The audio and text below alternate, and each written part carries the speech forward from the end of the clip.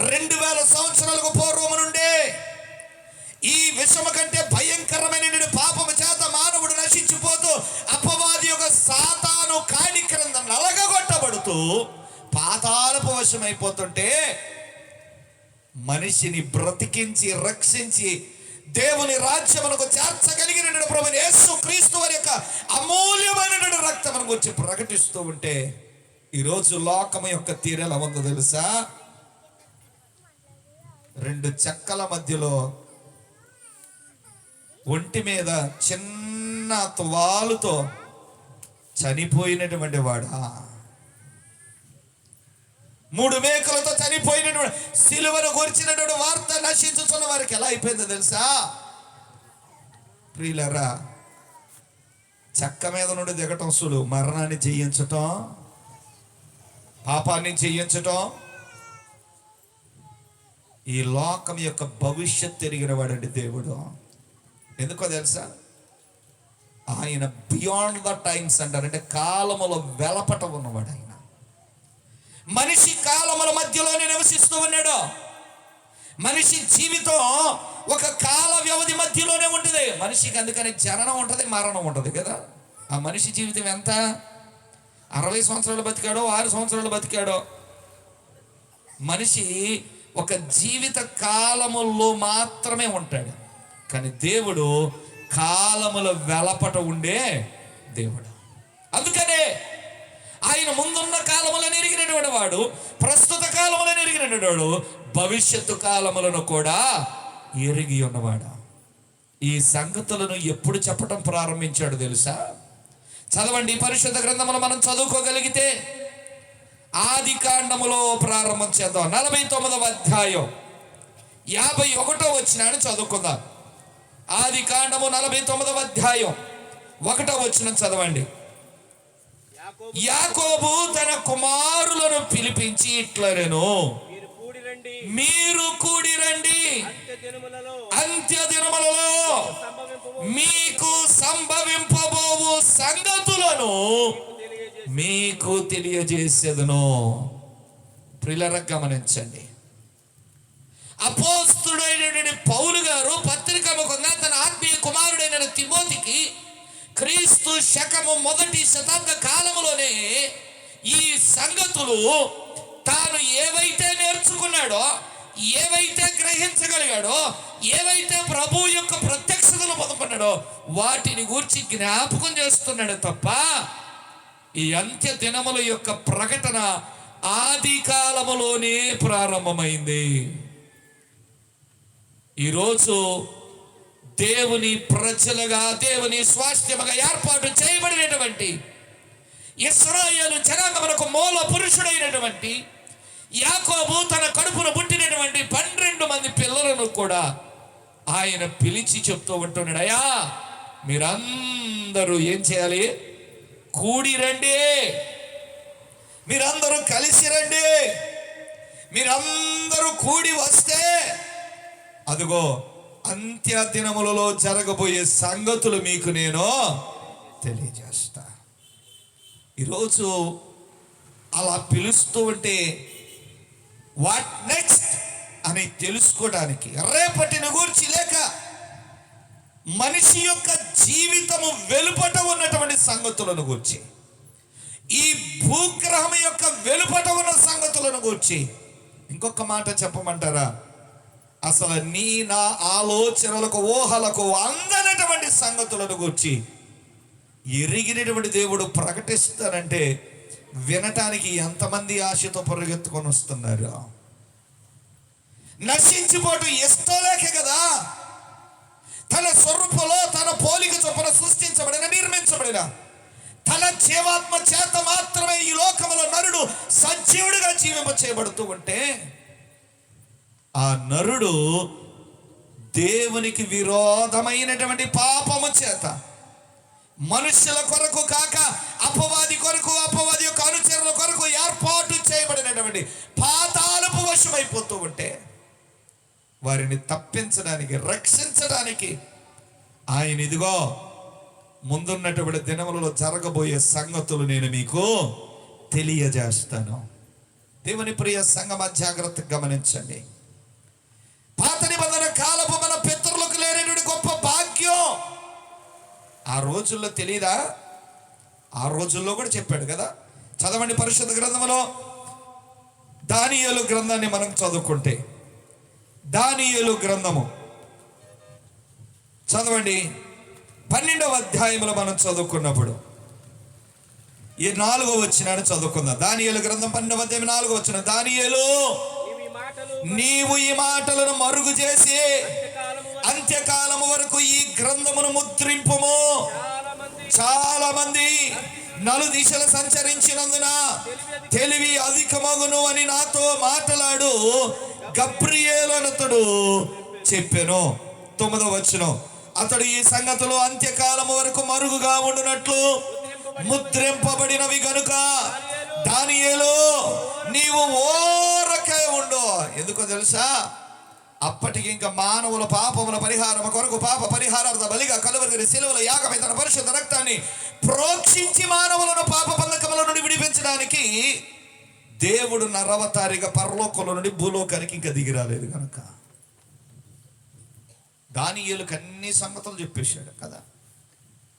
దానియేలుకే కాదండి, దానికంటే ముందున్నటువంటి వచన భాగాల్లో మనం చదువుకుంటే 2వ అధ్యాయము 28వ వచనం చదువుకుంటే, అయితే మర్మములను పరచగల దేవుడు ఒకడు పరలోకమందున్నాడు.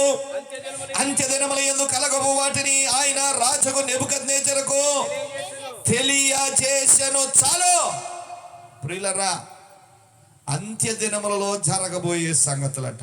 ఏం జరగబోతున్నాయి? ఏమన్నారు? గత రాత్రి గల సమయంలో దేవుని యొక్క వర్తమానం, పరిశుద్ధాత్మ దేవుడు దేవుని సేవకుని నోట తన మాట నుంచి ఏ మాట పలికించాడు, ఏం వినగలిగావు నువ్వు, ఏం తెలుసుకున్నావు నువ్వు? ఎందుకో తెలుసా? లేఖన భాగంలో చాలా స్పష్టంగా చెప్తూ ఉన్నాడు. అపోస్తలుడైన పౌలు గారు తిమోతికి రాసిన 2వ పత్రికలో 3వ అధ్యాయంలో మనం చదువుకున్నప్పుడు, అంత్య దినముల యందు అపాయకరమైన కాలములు వచ్చునని యూ షుడ్ నో, నువ్వు తెలుసుకోవాలి. నాకు అక్కర్లేదు అనుకుంటావా? మరి అపాయం నుండి ఎలా తప్పించబడతావు? నేను తెలుసుకోవాల్సిన అవసరం లేదండి, మాకు సంబంధించినోడు కాదండి, ఎప్పే మాకు అక్కర్లేదు. దేవుని ప్రియ సంగమా, ఎవరైతే ఏంటండి, నువ్వు ప్రయాణం చేస్తూ ఉన్నావు, నీ మార్గంలో నీ ముందు ఒక పెద్ద అపాయం ఉంది. ఆ అపాయం నుండి నువ్వు తప్పించబడడానికి ఎవరో ఒక ఆయన వచ్చి నీకు ఒక ఉపాయం చెప్పాడు. ఉపాయాన్ని పాటించి అపాయం నుండి తప్పించుకుంటావా? లేకపోతే నీకు అక్కర్లేదని ఉపాయమును విడిచిపెట్టి ఆ అపాయంలోనికి వెళ్ళి నశించిపోతావా? పౌలు భక్తుడు ఈ మాటలు ఎలాంటి పరిస్థితులను రాస్తున్నాడంటే, ఈరోజు ఈ మాటలు వినటానికి మనకు కష్టమైపోయింది. మంచి టెంట్ కదా, మంచి లైటింగ్లు, చక్కగా కింద కూర్చోడానికి మళ్ళీ చాపలు, మంచి సౌండ్ సిస్టమ్. పౌలు గారు ఎలా రాశాడు తెలిసి పత్రిక? ఎక్కడి నుండి రాశాడు తెలుసా? రోమా చెరసాలలో ఖైదీగా ఉండి రాస్తున్నాడు. అవసాన దశలో ఉన్నాడు, వృద్ధాప్యంలోనికి వచ్చేసాడు. మీరు ఎప్పుడైనా సరే అవకాశం ఉన్నప్పుడు తెలుసుకోవడానికి ప్రయత్నం చేయండి. ప్రపంచమును ఏలినటువంటి 6 ప్రఖ్యాతిగాంచినటువంటి రాజ్యాలలో కఠినమైనటువంటి శిక్షలు కలిగినటువంటిది, కఠినముగా శిక్షించినటువంటి రాజ్యాల్లో రోమా మహా గొప్ప సామ్రాజ్యం ఒకటి. ప్రభువైన యేసుక్రీస్తు వారిని వచ్చిన సువార్తను ప్రకటిస్తున్నందుకు పౌలును చెరసాలలో వేశారు. అది రెండవసారి. మొదటిసారి ఒకసారి వేశారు, ఇది రెండవసారి వేశారు. మొదటిసారి తాను ప్రారంభంలో ఉన్నప్పుడు వేశారు, ఇప్పుడు ముగింపులో వేశారు. మొదటి పత్రికేమో తిమోతికి రాసేటప్పుడు ఆయన ఎఫెసు నుండి మాసిదోనియా ప్రాంతానికి వెళ్ళిపోయాడు, మాసిదోనియా నుండి రాశాడు. రెండవ పత్రిక రోమా చెరసాల్లో ఎలా ఉన్నాడో తెలుసా? చెరసాల ఎలా ఉంటుంది? ఈ రోజుల్లోనంటే ఫ్యాన్లు పెట్టారు, టీవీలు పెట్టారు, ఎంటర్టైన్మెంట్ ప్రోగ్రామ్స్ కూడా జరుగుతూ ఉన్నాయి, మోడర్న్ జైల్స్ చాలా ఉన్నాయి.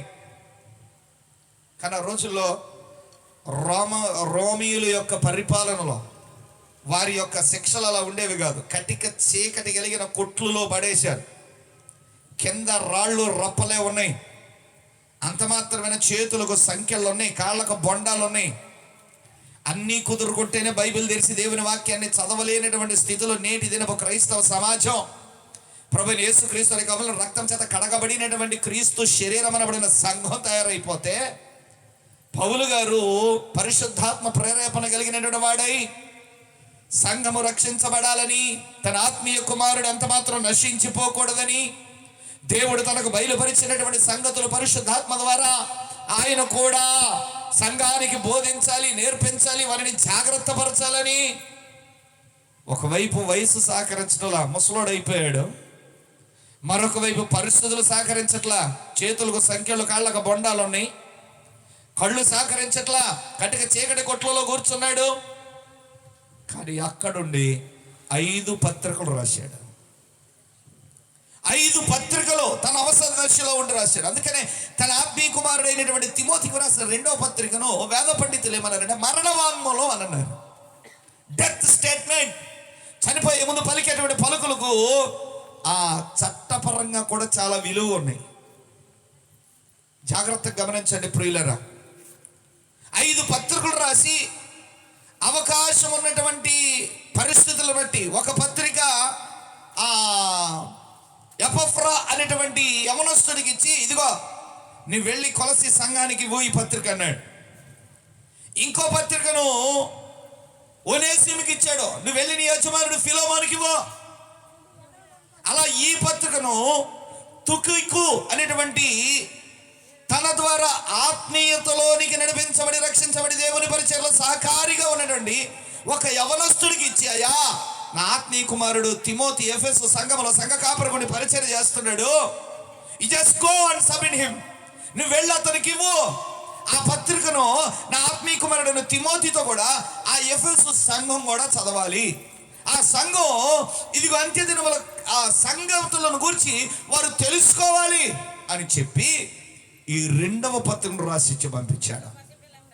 ఇప్పుడు 2వ అధ్యాయంలో మనం జ్ఞాపకం చేసుకుంటే 3వ అధ్యాయంలో చాలా స్పష్టంగా రాస్తూ ఉంటున్నాడు, నువ్వు తెలుసుకో.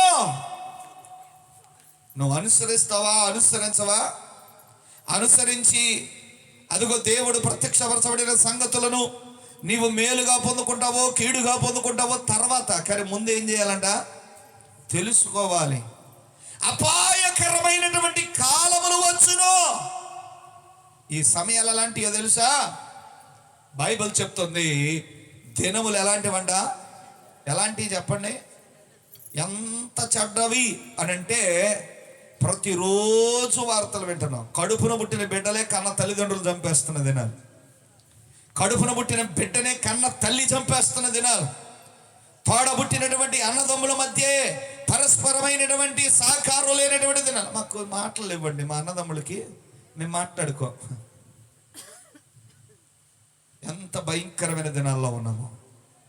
అసలు నిజముగా ఈ లోకంలో ఉన్నటువంటి 84 లక్షల ప్రాణులలో ఏ ప్రాణికి లేని గొప్ప భాగ్యం ఏంటో తెలుసా? వివేచింపగలిగిన జ్ఞానం మనిషికి మాత్రమే దేవుడు అనుగ్రహించాడు. ఎందుకో తెలుసా? ఆయన తనలోని జీవాత్మనిచ్చాడు. ఒక మాటలో చెప్పాలంటే దేవుడు ఎలా ఆలోచన చేయగలవు, నువ్వు అలా ఆలోచన చేయగలవు. ఎందుకు? నువ్వు నేను కలిగింది ఎవరాత్మ కలిగి ఉన్నావు? నరుని నాసిక రంధ్రములోనికి దేవుడు జీవవాయు ఓదగా నరుడు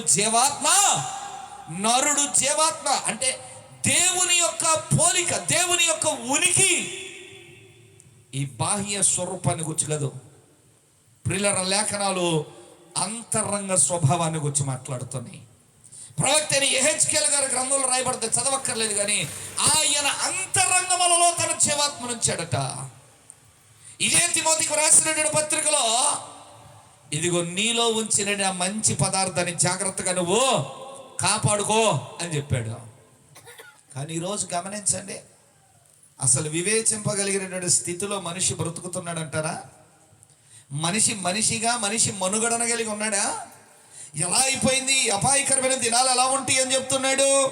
మనుషులు స్వార్థప్రియులు, ధనాపేక్షములు, బింకములాడువారు, అహంకారులు, దూషకులు, తల్లిదండ్రులకు అవిధేయులు, కృతజ్ఞత లేని వారు, అపవిత్రులు, అనురాగరహితులు, అతిద్వేషులు, అపవాదకులు, అజితేంద్రియులు, క్రూరులు, సజ్జన దేశులు, ద్రోహులు, మూర్ఖులు, గర్వాంధులు, దేవుని కంటే సుఖానుభవమును ఎక్కువగా ప్రేమించేవారు.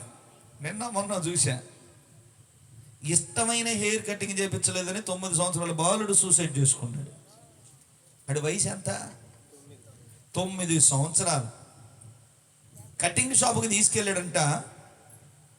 ఈడు దేన్ని చూసి ప్రభావం చెందాడో, టీవీని చూశాడో, సీరియల్ చూశాడో, సెల్ ఫోన్ చూశాడో, సినిమా చూశాడో నాకు తెలియదు, కానీ నాకు పలానోడు కటింగ్ ఎట్ట ఉందో నా హెయిర్ కటింగ్ అలా ఉండాలన్నాడంట. ఈ మధ్య కాలంలోనే లైవ్ ఉంది, పర్లేదులే, చెన్నై వెళ్ళాం. మా బంధువులే, చాలా ధనవంతులు, ఇంచుమించు ఒక పెద్ద యూనివర్సిటీ, దాని కింద ఒక 25 బ్రాంచెస్ ఉంటాయి. వాటన్నిటినీ కూడా తన కంట్రోల్లో ఉంచుతాడు. కొన్ని వేల మంది పిల్లలే కాదు, ఇంచుమించు కొన్ని వందల మంది ఆ ప్రొఫెసర్స్ కూడా ఆయన చేతి కింద ఉంటారు. ఒక్కడే కొడుకు. నేను చెన్నై వెళ్ళి నాకేదో పని ఉండి నేను అక్కడ నుండి ఫ్లైట్ టికెట్ బుక్ చేసుకొని విశాఖపట్నం వెళ్ళి మరలా మరుసటి రోజు విశాఖపట్నం నుండి వచ్చాను. నేను వచ్చేసరికి నన్ను రిసీవ్ చేసుకోవడానికి ఎయిర్పోర్ట్కి వచ్చాడు. అంటే నా కారు వాళ్ళ క్యాంపస్లో పెట్టేశాను, నన్ను డ్రాప్ చేశారు వాళ్ళ కారులోనే. కార్ డ్రైవర్ వచ్చాడు, కార్ డ్రైవర్తో పాటు ఆ యవనస్తుడు కూడా వచ్చాడు. అంటే వాళ్ళ అబ్బాయి ఒక్కడే కొడుకు, తనతో పాటు ఇంకొక 2 స్నేహితులు వేసుకొని వచ్చాడు. వెంటనే డోర్ దిగి, అనే మీరు ఎదురు కూర్చోండి, నేను వెనకాల కూర్చుంటానని వెళ్ళిపోయాను. నేను అక్కడ అబ్జర్వ్ చేయలే. ఇంటికి వచ్చిన తర్వాత చూసా హెయిర్ కటింగ్ ఎలా ఉందో తెలుసండి. మొత్తం డిప్ప, ఈ పైన మాత్రమే ఏదో నడుకొప్పు పెట్టాడు, చుట్టూ సూర్యులు తీసేసాడు. ఇదివరకు తాటాకిళ్ళు ఉన్నప్పుడు నడికొప్పులు సూర్యులు ఉండేవి. ఇప్పుడు వాళ్ళకి స్లాబులు కదా, పెంకుటిల్లు కూడా తెలియట్లే కొంతమందికి. ఆ నడికొప్పు మాత్రం ఉంది, సూర్యు లేదు. ఎవడో కొరికి తిన్నట్టు ఇక్కడ నుండి ఇలా ఘాటు ఇలా పెట్టాడు. ఇక్కడ కంటికి కూడా, కంటి రెప్పకు కూడా, కంటి రెప్పకండి ఇలా పెట్టాడు. దిగటంతో చూశాను నేను. ఏమొచ్చిందని నీకు? ఏంటక్క హెయిర్ కటింగ్ ఏంటి ఏంటి చుట్టంతోనే అనలేములే, మనసులో అనుకున్నా. ఎందుకంటే చుట్టం చూపుకి వెళ్ళాం. వాళ్ళ నాన్న చూసి ఏమనలేక వాళ్ళ అమ్మ మాత్రం తిట్టేసింది. వాళ్ళ నాన్న, మీరందరూ ఉన్నారు, వెళ్ళాక చెప్తాడు ఎడిపోయినా అన్నాడు. ఎలా అయిపోయారంటే పిల్లలు, 9 సంవత్సరాల పిల్లడు హెయిర్ కటింగ్ నచ్చకంట పురుగుల ముందు తాగాడంట, సూసైడ్ చేసుకున్నాడు. ఎంత విడ్డూరం! ఈరోజు ఎంతమంది బిడ్డలు తల్లిదండ్రులకు భయపడుతున్నారో, తల్లిదండ్రులకు గౌరవిస్తూ ఉన్నారో. దేవుని ప్రియ బిడ్డలారా, గమనించండి, ఎంత భయంకరమైన దినాల్లో ఉన్నావో తెలుసా. వీటిని చూసి మనం భయపడిపోతూ ఉంటే నాకు వివరించడానికి సమయం లేదు, కానీ పరిశుద్ధ గ్రంథములో ప్రకటన గ్రంథాన్ని మనం చదువుకుంటే, ఇప్పుడు చదవద్దు, ఎందుకంటే మాకు ఒక వచనం చెప్పుకోవటానికి, ఒక వచనంలో ఒక మాట చెప్పుకోవడానికి 4 రోజులు పడుతుంది. కొంతమంది ఇక్కడే ఉన్నారు వాళ్ళు. ఇప్పుడు ప్రస్తుతానికి 21వ అధ్యాయంలో అపోస్తుల పునాదుల దగ్గర ఒక్కొక్క పునాది మీద ఒక్కొక్క అపోస్తుల పేరు రాసి దానికి గుర్తుగా ఆయన ఒక చిహ్నాన్ని పెడుతూ వచ్చాడు. సూర్యకాంతపు రాయి మొదటి చిహ్నం, రెండవది నీలం, ఇలా ఒక్కొక్కటి పెడతా ఉంటే దానిని గురించి ధ్యానం చేయడానికి ఇప్పుడు 2 అయినాయి మాకు. కానీ మీకు తెలియాలి కాబట్టి మొత్తం కొన్ని చెప్పేస్తాను. ప్రకటన గ్రంథపు ప్రత్యక్షత చూసినటువంటి భక్తుడు, అపోస్తుడైనటువంటి యోహాను గారు పరలోకానికి ఎక్కిపోయిన తర్వాత ఒక గ్రంథాన్ని చూశాడు. ఈ గ్రంథం లోపట వెలుపట కూడా ముద్రించబడిన గ్రంథం. ముద్రించబడిన అంటే it's not printed book. That means it's not printed book, it has been sealed book. జాగ్రత్తగా గమనించండి. ముద్రించబడిన అచ్చు వేయబడిందని కాదు, దాన్ని గట్టిగా ఎవడు విప్పబడకుండానట్లుగా కట్టేశారంట. సీల్ వేసి ఉన్న దానికి. ఇప్పుడు దాన్ని విప్పగలిగిన వాడు ఎవడు అని అంటే, ఎవడు లేడు అనుకొని ఆయన ఏడుస్తుంటే ఎవరో చెప్పారు, అబ్బాయి నువ్వేం కంగారు పడ, మాకు పాపాన్ని జయించిన వాడు, మరణాన్ని జయించిన వాడు, ఇదిగో గొర్రె పిల్ల ప్రభువైన యేసుక్రీస్తు వారు ఉన్నారు కదా అని అంటే ఆయన వచ్చి విప్పాడు. ఒక్కొక్క ముద్ర విప్పబడుతూ ఉంటే, ఆయన ఒక ముద్ర ఇప్పాడు అనుకోండి, ఎక్కడ విప్పుతున్నాడు ఆయన? ఆకాశ మహాకాశములకు పైన అత్యున్నతమైనటువంటి సర్వోన్నతమైన స్థలములలో దేవుని సింహాసనం వద్ద ఉన్నటువంటి ముద్రింపబడినటువంటి గ్రంథాన్ని పరలోకములో విప్పబడుతుంటే, ఈ ఆకాశము భూమి మీద మనుషుల ఊహలకు అందనటువంటి కార్యాలు జరుగుతున్నాయి. మూడవ భాగం సముద్రం, మూడవ భాగం భూభాగం, మూడవ భాగపు మనుషులు, మూడవ భాగపు జంతువులు, ఎన్నో వేల సంవత్సరాల నుండి సైతం కూడా పచ్చని వాతావరణాన్ని కలిగించేటువంటి యూఫ్రటీసు వంటి నదులు సైతం కూడా ఏమైపోతున్నాయి అంట. జాగ్రత్తగా గమనించండి ప్రియులారా, బైబిల్ చెప్తుంది మనుష్య కుమారుని యొక్క రాకడ దినములు ఎలా ఉంటాయి అంటే, అవే కదా ఎండ్ టైమ్స్ అంటే, అంత్య దినాలంటే అవే కదా. ఆయన రాకడకు ముందు ఉన్నటువంటి దినాలే కదా. ఈ రోజున చాలా మంది కన్ఫ్యూజ్ అవుతున్నారండి. ఎందుకంటే యేసు ప్రభు వారి దగ్గర యేసు ప్రభు వారి యొక్క శిష్యులు ఇల్లు అడుగుతున్నారు, అయ్యా నీ రాకడకు సూచనలేంటి? ఈ యుగాంతానికి 2012 వరకు గుర్తుందమ్మా, 2010 సంవత్సరం నుంచి ఒకడు మొదలు పెట్టాడు. 2012 యుగాంతం, 2012 యుగాంతం, 2012 చివరికి ప్రపంచమంతా కూడా ఎవడి భాషలో వాడు యుగాంతం అనే సినిమాలు కూడా తీసేశారు. వీళ్ళే ఊహించేశారు. యుగాంతాన్ని మనుషుడు జయించే విధాన్ని హీరోని చేసేశారు. నేను అంటాను, హీరోలందరూ జీరోలు అయ్యే రోజు ఆ రోజు. ఈరోజు జీరోగా మనుషుల చేత ఎంచబడిన వాడు హీరోగా పరలోకాలను భూలోకానికి దిగి వచ్చే రోజు. చప్పట్లు కూడా దేవుని మహిమపరుద్దాం. ఈరోజు నీ దృష్టిలో జీరో అనుకున్నావే, ఆయన హీరోగా వచ్చే రోజు. దేవుని ప్రియ సంగమా, ఆయన తండ్రి స్వాధీనములై ఉన్నటువంటి సమయములను బట్టి కుమారుడికి అనుమతించినప్పుడు ఆయన వేవేల దూత పరివారముతో బలిపీఠము క్రింద ఉన్నటువంటి హతసాక్షులైనటువంటి పరిశుద్ధులకు ఆత్మలతో ఆయన మధ్యాకాశంలోనికి వచ్చినప్పుడు ఆకాశ మండలమందు ఉన్నటువంటి శక్తులన్నీ కూడా ఏమైపోతాయి అంట? కదిలించబడతాయి. జాగ్రత్తగా గమనించండి. ఇప్పుడు ఆయన జయించేవాడు, ఆయన జయశీలుడైనటువంటి వాడు. ఇప్పుడు ఆయన పరలోకంలో నుండి మధ్యాకాశం దిగొస్తే దురాత్మల సమూహం అంతా కూడా మధ్యాకాశంలోనే ఉన్నాయంట. ఈ మాట నేను చెప్పలా, చదవండి, బైబిల్లోనే రాయబడుతుంది.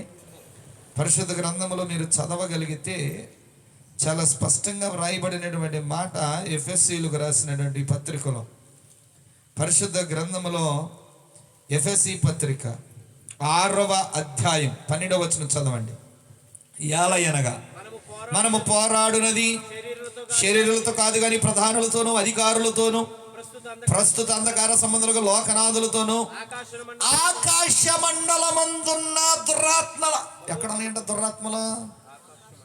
అందుకనేగా ఏం పేరు పెట్టారు? గాలి. ఎక్కడున్నాయి కాబట్టి గాలి. ప్రియులారా, జాగ్రత్తగా గమనించండి. లేఖనాలు దేవుడు ఎరిగినవాడు కనుక ఆయన చాలా స్పష్టంగా జ్ఞాపకం చేస్తున్నాడు. 2వ అధ్యాయంలో కూడా చదవండి. 2వ వచనంలో, ఎఫెసీ పత్రికలో 2వ అధ్యాయం 2వ వచనం, మీరు వాటిని చేయొచ్చు వాయుమండల సంబంధమైన అధిపతిని అనగా. ఎవడాడా వాయుమండల సంబంధమైన అధిపతి? గాలిలో తిరిగే గాలుడు కదా.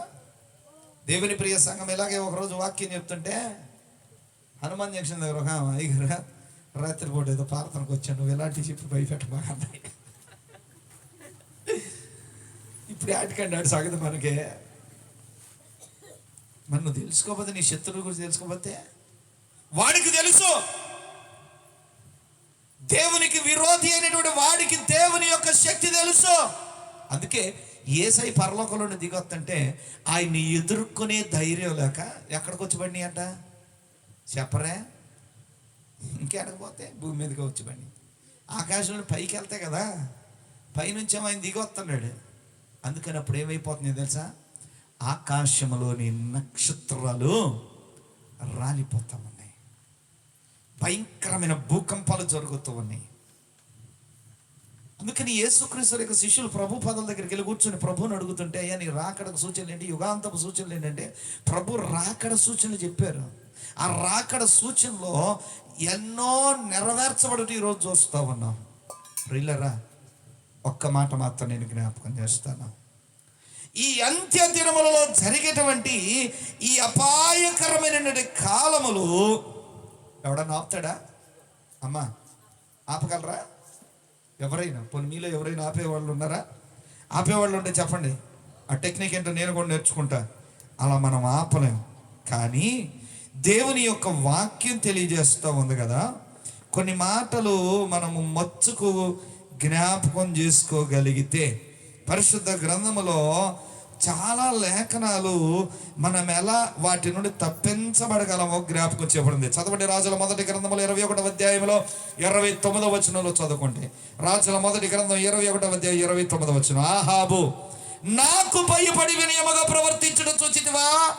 నాకు భయపడి అతడు వినయముగా ప్రవర్తించడం చేత ఆ అపాయము అతని కాలమందు సంభవింపకుండా ఏం చేయబడ్డాడంట? ఆహాబు అపాయం నుండి తప్పించబడ్డాడు. పౌలు భక్తుడు కూడా ఒక అద్భుతమైనటువంటి మాట అంటాడండి.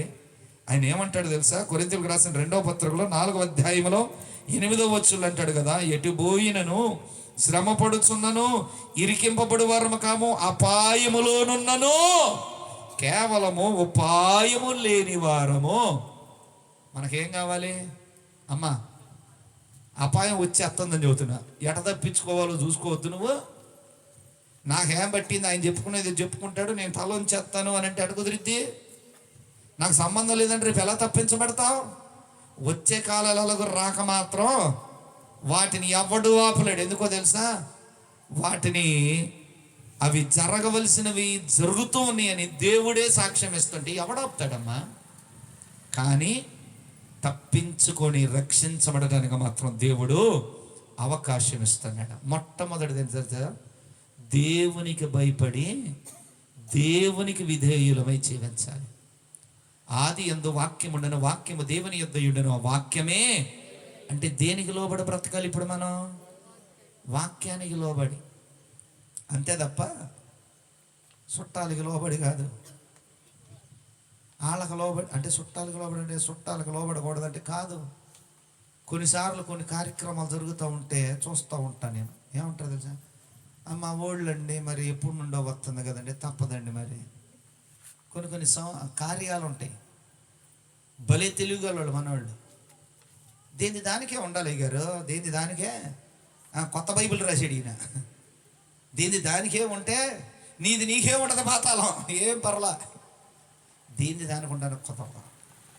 వీళ్ళ జాగ్రత్తగా గమనించండి. వింటున్న ప్రియ సోదరి, నేను చాలా స్పష్టంగా చెప్తాను, వాటి నుండి తప్పించబడాలి, వాక్యానికి లోబడాలి. నీవు ఎరుగని వాక్యాన్ని నీవు ఎరుగునట్లుగా ఏం చేయాలి తెలుసా? నీకు అందుబాటులో ఉన్నారు. పాస్టర్ గారి దగ్గర రండి అమ్మా, మేము ఇలా ఇల్లు కట్టుకోవాలనుకుంటున్నాం, పెళ్లి చేయాలనుకుంటున్నాం, పలానా ఫంక్షన్ చేసుకోవాలనుకుంటున్నాం, పలానా పని చేయాలనుకుంటున్నాం. వాక్యానుసారంగా ఎలా చేయాలమ్మా? అసలు అడుగుతాం మనం? అడుగుతామా? అమ్మగారు నేనున్నారు మరి తెల్లారు 4:22 ఎట్లా రావాలా? అసలు ఎందుకు రావాలి? పెట్టింది దేవుడు. అడిగావా? నేనైతే అదిగో మా వాళ్ళు ఇక్కడే ఉన్నారు, అడగండి. పెట్టినోడు పిలుచుకొచ్చుకోబో అంట, అంతే. కల్టూరులో దేవుని పరిచయం చేస్తున్నది. రాత్రి 2 గంటలకు మా సంఘ పెద్ద వచ్చి తలుపు కొట్టాడు. నాకు రాత్రులు పిలవటం మామూలే. ఎందుకంటే ఎవరో ఒకళ్ళు వస్తారు, కడుపు నొప్పనో కాలు నొప్పనో ప్రార్థన చేయించుకోవాలనో, లేకపోతే ఇంటి దగ్గర కారు ఉంటుంది కాబట్టి డ్రైవర్ని పిలిచి హాస్పిటల్ తీసుకెళ్ళాలని పిలుస్తాడు, మామూలే. లేచి తలుపు తీశారు, కళ్ళు నలుపుకుంటా. ఏంటయ్యా?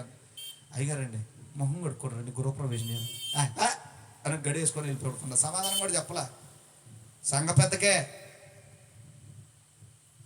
ఎట్టాగన్నా చాలా కోపం వచ్చింది. తలుపు తీసా. ఏంటయ్యా? నా కంగారుగా, నా టెన్షన్ ఏమైనా జరిగిందేమో అని అనుకోని మొహం కడుక్కొని సొక్క వేసుకుంటారండి, గృహప్రవేశం చేయాలి. ఒక్క చూపు చూశారు, అబ్బా అని తలుపేసేసి పడుకున్నా. ఆయనకు అర్థమైపోయింది.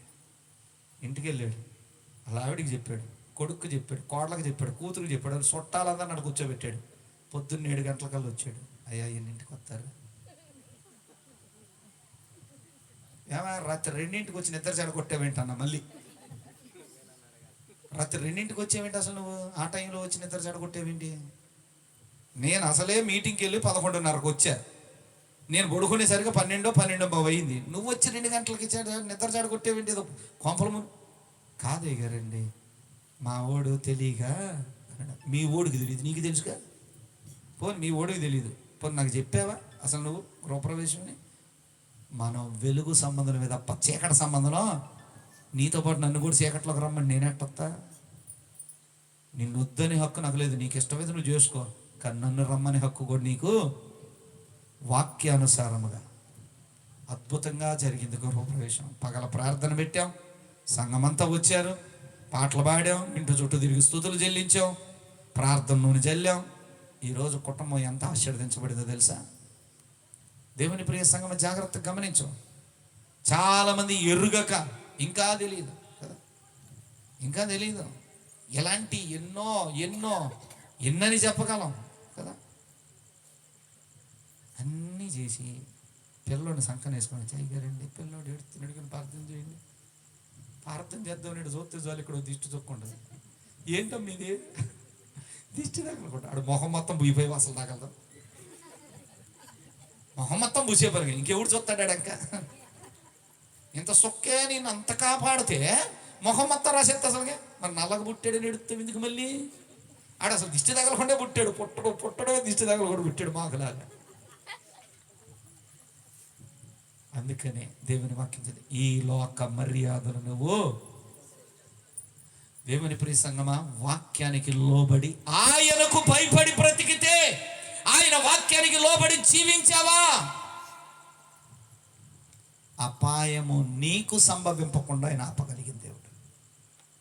అంత్యదినములు అపాయములు రాక మాను, కానీ నువ్వు రక్షించబడడానికి ఉపాయాన్ని ఇచ్చే దేవుడు ఆయన. చేతులెత్తి దేవునికి స్తుతులు చెప్పు.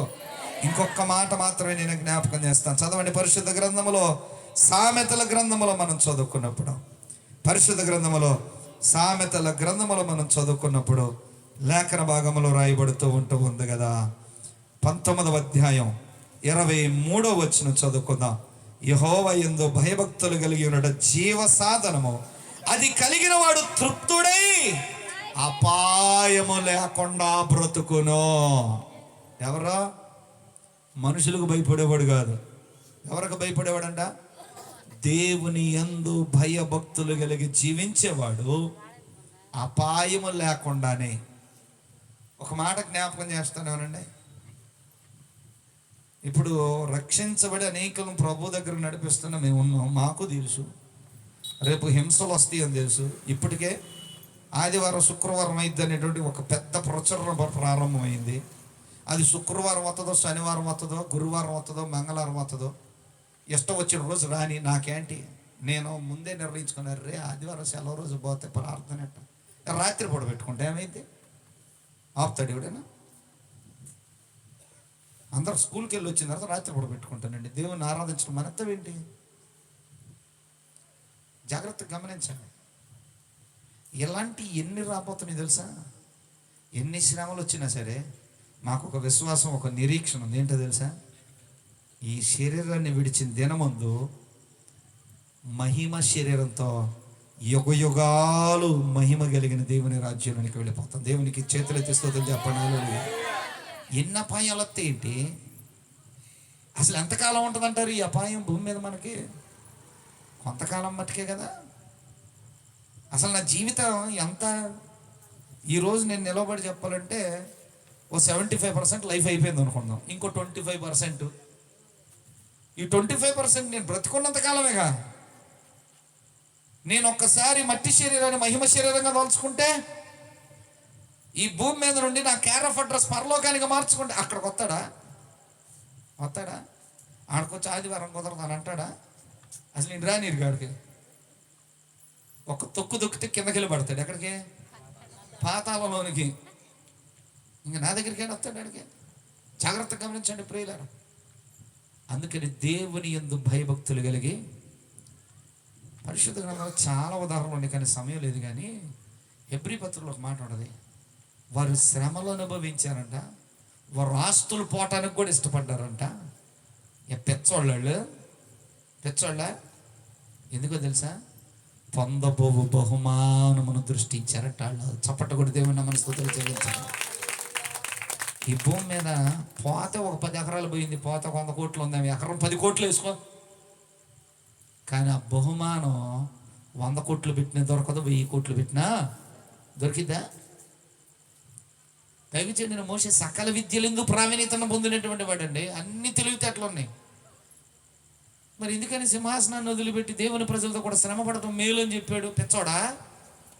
ఫరో తర్వాత ఆయనే కదా, కొడుకులు లేరు కదా, కుమారుడే కదా రాజు అయిపోయేది. సింహాసనం మీద కూర్చొని ఏలొచ్చుగా. ఎందుకు దిగొచ్చి దేవుని ప్రజలతో కూడా శ్రమ పడ్డాడు? పొందబోవు బహుమానమును ఉందో ఆ పరలోకాన్ని చూశాడు. మన కళ్ళు నేల చూపులు చూసినంత కాలం, అంటే భూమి మీద వెతికినంత కాలం మనకు అర్థం కాదు. ఎప్పుడైతే కన్నులు ఎత్తి పరలోకాన్ని చూస్తామో ఈ భూమి ఎలా కనపడుద్ది అమ్మా? తిరణాల్లో కొనుక్కొచ్చిన ఉంగరం ఒకటి, బంగారు పొంగరం ఒకటి ఇక్కడ పెట్టా.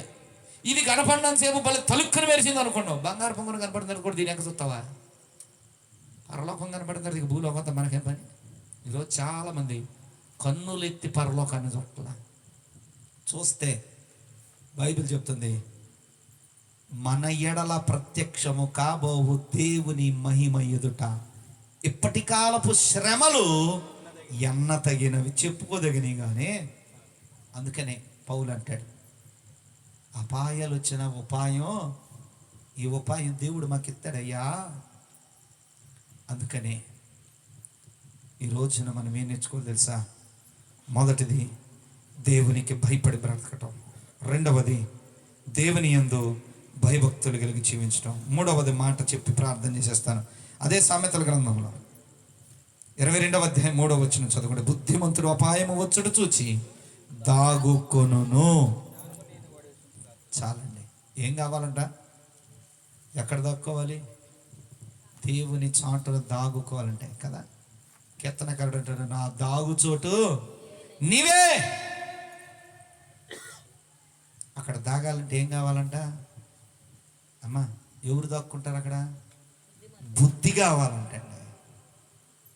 బుద్ధి కావాలంట. ఆ బుద్ధి అంటే పొరుగెత్తుకొని వచ్చి ఏం చేయాలి? మనం దాక్కోవాలి. ఈరోజు అందుకే యేసయ్య పిలుస్తున్నాడు, నా యొద్దకు రండి, నేను మీకు సిలువ చాటున దాగాలి, యేసయ్య మాటున దాగాలి, వాక్యము చాటున మనము దాగాలి. నిజముగా ఎన్నో భయంకరమైన పరిస్థితులు రాబోతున్నాయి. ఒక్కొక్క వచనం, ఒక్కొక్క ప్రసంగం వినండి. ఒక మాట ఉంటుంది, వారు పైకి భక్తి గలవారి వలె ఉండియు వారు దేవుని శక్తిని ఆశ్రయించని వారట. దేవుని శక్తిని ఆశ్రయించాల, పైకి మాత్రం భక్తి కలిగిన వాళ్ళలాగా కదా. అందుకని జ్ఞాపకం చేస్తున్నాను, పై భక్తి కాదు, దేవుని శక్తిని ఆశ్రయించిన భక్తి చేత. అంత్య దినాలే, అపాయకరమైన కాలములే, కానీ మనము సురక్షితముగా ఉండటానికి మన దేవుడు మనకు ఒక అవకాశాన్ని ఇస్తున్నాడు. ఇంకా నువ్వు క్షేమం అనుకుంటూ లోకాన్ని ఆశ్రయిస్తావా? నిజముగా క్షేమకరమైనటువంటి దేవుని ఆశ్రయిస్తావా? ఒక క్షణం ఆలోచన చేసుకో. తలలు వంచు, మోకరించగలిగినారు మోకరించండి. ప్రతి ఒక్కరు కూడా కళ్ళు